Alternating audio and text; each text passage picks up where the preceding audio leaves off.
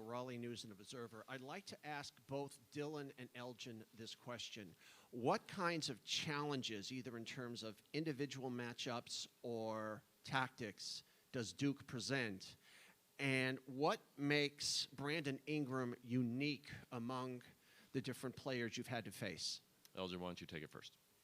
Duke's a great team, well coached, and they shoot the three really well. They like to get up and down in transition, and Brandon Ingram's, he could put the ball on the floor. He's long, he's athletic, and we'll have our hands full. Go ahead. Brandon Ingram brings a lot to the table. You know, like Elgin said, he's long, and we never played a player like that. You know, he shoots the three well, and he's like 6'8", so you know he brings a lot to the table. And then you know Duke, you know they're well coached, and they got guys that always are looking to attack. So here in the front row, please. Myron Metcalf, ESPN, for Dillon and Elgin. How much pressure do you feel, if any, as the last team from the Pac-12 still standing in the Sweet 16? Elgin, go ahead. It's no pressure on us. We just coming in trying to play Oregon basketball and just trying to add another game to the win column. You know, we came first in the Pac-12, so you know it was bound for us to be this far. You know, leading the Pac-12, and you know we're just gonna go out there, execute the game plan, and you know try to keep on winning. Going in the back here on the left, please. Jermaine Franklin with TSN. This question is for both Dillon and Elgin. Can you guys talk a little bit about your last game against St. Joe's and how that probably or possibly made you stronger facing the adversity you did moving forward in this tournament? Elgin, you're closer to the mic. Go ahead. St. Joe's is a great team. They got a lot of good players, and we knew they was going to make a run. They're a good offensive team, and they took us out of our character. They made us do some things we haven't done all year, and I think we've been facing adversity all year, fighting back. We got down a couple times this year, and it's just about coming together and executing our game plan. Dillon? Yeah, you know, St. Joe's, you know, really took the punch to us in the second half, and then, you know, we were down 7, and, you know, Coach told us to be poised in everything we do, and, you know, we've been fighting adversity all year. This ain't nothing different. So, you know, we just came out there and, you know, did what we did and such, you know, just attacking the basket and, you know, playing together. And, you know, togetherness equals toughness. Did you prove something to yourself in a sense, even with your matchup against the ball, the pressure situation, that you were able to be successful? Yeah, you know, I think so. You know, we weren't really down, never like that in the regular season. So, you know, it was a really good test for us, you know, especially with Duke coming in. You know, they can make, you know, big runs. They can shoot a three.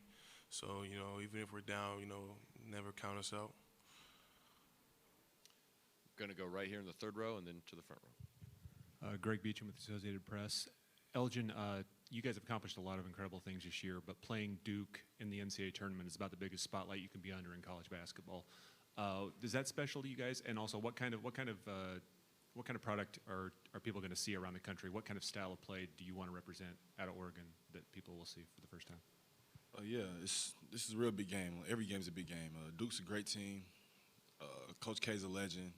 Duke has a lot of history behind him, and we're just going to come, try to get up and down the court, hold some defense, and just be active. We just want to be active and get a lot of deflections. Dillon, you want to comment at all? You know, we're just going to show Oregon basketball, you know, like Elgin said, getting up and down, being really active, you know, contributing on the rebounding and on the defensive end, and just, you know, follow Coach's game plan, his recipe that he's been preaching all year, rebound the basketball on both ends, limit our turnovers, and, you know, share the basketball. Go here in the front row and then back to the back. Throughout the regular season for Elgin, you guys are one of the best teams in the country at points off turnovers. I think you have 21 in your 2 games, less than your season average. What do you have to do to pressure Duke and to not only create turnovers but also, you know, get offense off of forcing those turnovers?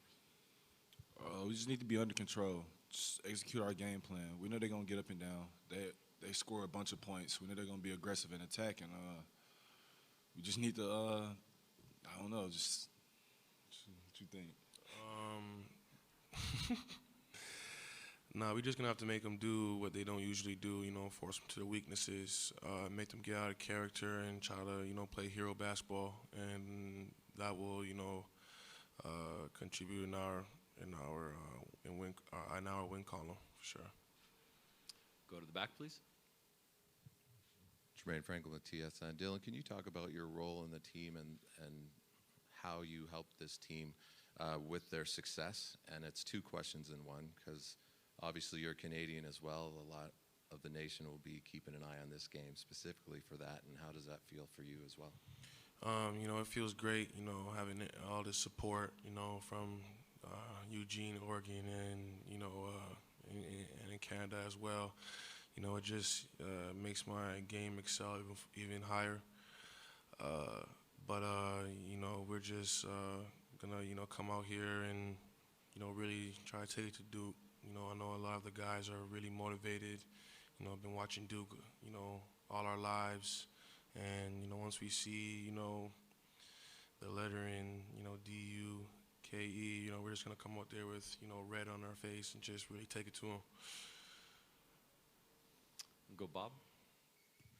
Bob Kaiser, Orange County Register. To both guys, how much of the basketball team's success in the last couple of years is related to the football team's success, the fact that Oregon kind of made themselves a bowl part of the college football scene? Coach Altman is always at the practices for the football team with Halford and stuff, and they just learn off each other, and we're great supporters of them, and they're great supporters of us, and they've been having a winning culture for for a long time, with all the coaches there, and all the great players that came out of there, and we're just trying to replicate the same thing. Back to the front row. For Elgin, you guys came into this game, into the tournament, after a 31-point win over Utah in the Pac-12 championship. How much confidence did that give you guys entering this?